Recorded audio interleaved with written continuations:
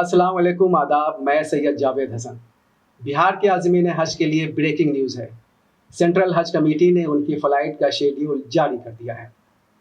Kolkata embarkation point के लिए जारी शेड्यूल के मुताबिक 12 से 14 मई के दौरान वो सऊदी एयरलाइंस की 5 फ़्लाइट से मदीना के लिए परवाज़ करेंगे।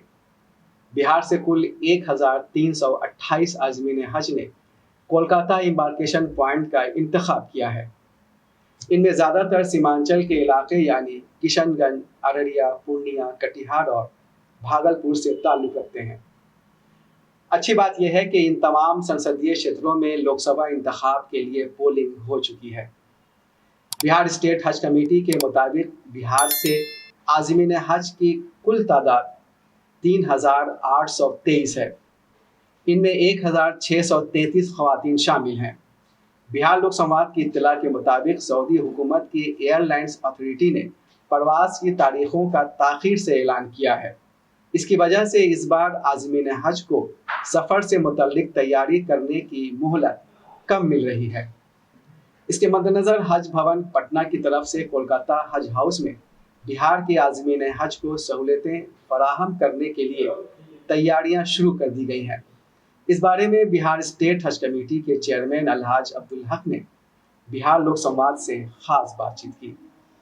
मैं आपके ज़रिए जानकारी देना चाहता हूं, जो भी बिहार के आज़मीन हज जो कलकत्ता एम्बार्केशन पॉइंट से सफ़र कर रहे हैं, तो उनका फ़्लाइट शेड्यूल आ चुका है। जबकि उनका पहला फ़्लाइट 12 तारीख से शुरू हो जाएगा, 12 मई से। और ये कुल हमारे 1328 हाजी जो हैं बिहार के, जो कलकत्ता एम्बार्केशन पॉइंट से जा रहे हैं। तो उनका जो भी बुकिंग अभी तक हम लोग के पास आए हैं, तो कुल मिला के वो लोग 5 फ़्लाइट के अंदर में वो लोग जा रहे हैं। तो जैसे एक फ़्लाइट हमारी 12 तारीख को 6:45 में है, दूसरी जहाज़ 13 तारीख को रात के 2 बजे है, तीसरी फ़्लाइट 13 तारीख को है, चौथी फ़्लाइट भी 13 तारीख को, और आखिरी फ़्लाइट बिहार के लिए हम लोग को मिला है 14 तारीख का दोपहर में 12 बजे का। तो ये 5 फ़्लाइट के अंदर में हमारे 1328 हाजियों का बुकिंग आ चुका है। और लिहाजा ये बता दें कि हाजियों को इस बार काफ़ी कम समय मिला है उनकी तैयारी और उनके बैगेज पैक करने के लिए। और हम लोग भी तमाम ज़िला के अंदर में ट्रेनिंग में ये कहते आए हैं कि हाजियों को वक्त दिया जाएगा एम्बार्केशन पॉइंट पे पहुंचने के लिए। जो भी लिहाजा जो फ़्लाइट शेड्यूल जहाज़ की कंपनी से लेट से आने की वजह से हम लोगों ने बहुत कम समय हाजियों को दिए सामान पैक करके वो एम्बार्केशन पॉइंट पहुंचने के लिए। अब क्योंकि कलकत्ता एम्बार्केशन पॉइंट हमारा 12 तारीख से शुरू है और 10 तारीख से रिपोर्टिंग वहाँ पे शुरू हो जाएंगे कलकत्ता हज हाउस के अंदर में, तो हमारी पहली टीम कलकत्ता के लिए रवाना हो चुकी है। और वो लोग जाके वहाँ पे बिहार स्टेट हज कमेटी का एक कैंप, एक काउंटर वहाँ लगाएंगे, मे आई हेल्प यू डेस्क। तो वहाँ पे हमारे बिहार के आज़मीन हज को मदद के लिए काफ़ी सहूलत होंगी। तो लिहाजा हम खुद भी वहाँ कलकत्ता एम्बार्केशन पॉइंट में मौजूद रहेंगे इस 4 दिन, और पूरे हाजियों को पूरे तरीके से रुखसत करके फिर हमारा आगे का प्रोग्राम किसी एम्बार्केशन पॉइंट का होगा।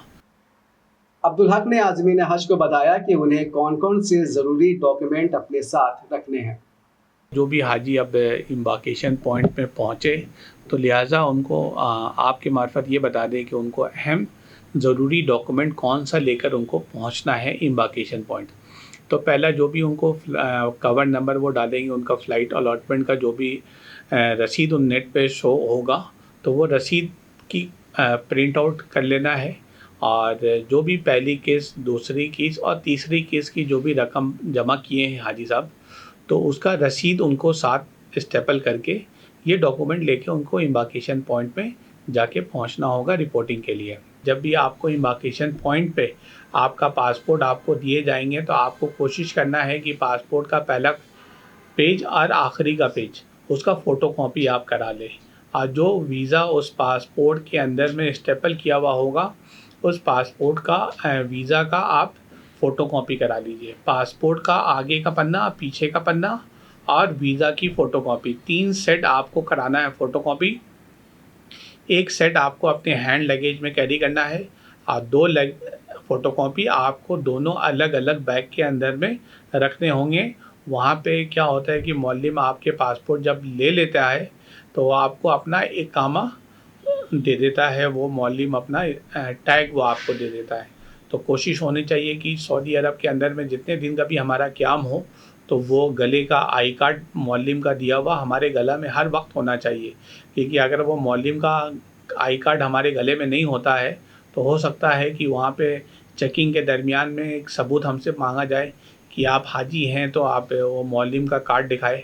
तो इसलिए मौलिम का कार्ड वहाँ सऊदी अरब में मैंडेटरी है, आपको गले में हर वक्त लगा के रखना है। जो भी कलकत्ता से आज़मीन हज जा रहे हैं और वो अपना अहम डॉक्यूमेंट और कागजात लेकर पहुँचे और वहीं उनके एम्बार्केशन पॉइंट पे ही उनका पासपोर्ट, उनके बोर्डिंग कार्ड, आने जाने का टिकट और उनके ब्रासलेट और गाइड वगैरह सब उनको कलकत्ता एम्बार्केशन पॉइंट पे ही दिया जाएगा रिपोर्टिंग के बाद।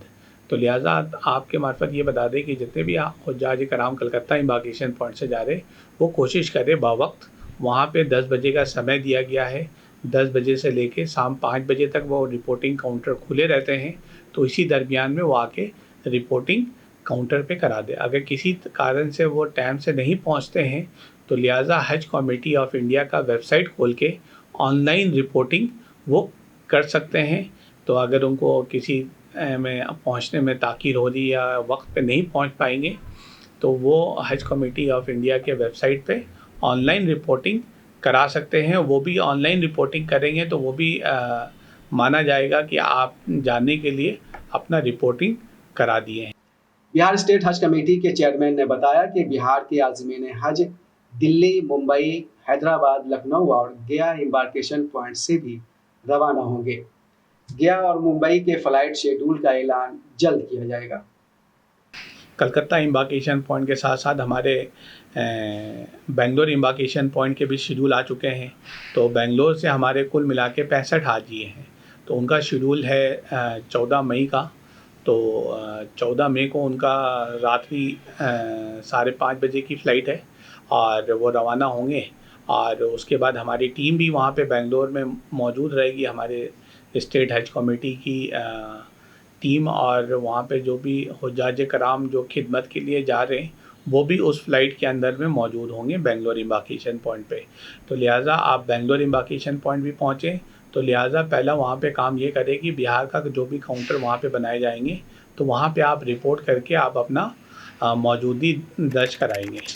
फिर उसके बाद तीसरा हमारा एम्बार्केशन पॉइंट लखनऊ, हैदराबाद और दिल्ली, ये तीनों एम्बार्केशन पॉइंट एक ही दिन है 17 तारीख को। तो आपका ये तीनों एम्बार्केशन पॉइंट में आपको 15 तारीख को वहाँ पे रिपोर्टिंग करना होगा। तो जो दस्तावेज़ हमने आपको अभी तक बताया है जो लेकर जाके रिपोर्टिंग कराना है तो वही दस्तावेज़ आपको वहाँ लेके पहुँचना है।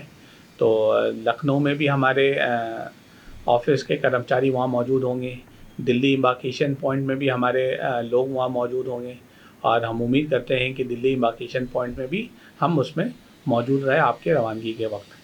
तो इसी तरीके से हैदराबाद में भी हमारी एक टीम रहेगी, वो आपको फ़ोन करके वो आपसे राब्ता करेगी, आपके आने का समय और टाइम पूछेगी। और आपकी भी कोशिश ये होनी चाहिए कि जिस एम्बार्केशन पॉइंट आप पहुँचे तो लिहाजा पहले बिहार स्टेट हज कमेटी का जहाँ पे भी दफ्तर खोले जाए वहाँ पे आप उसको रिपोर्ट कर दें ताकि वो आपकी मौजूदगी को दर्ज कर सकें।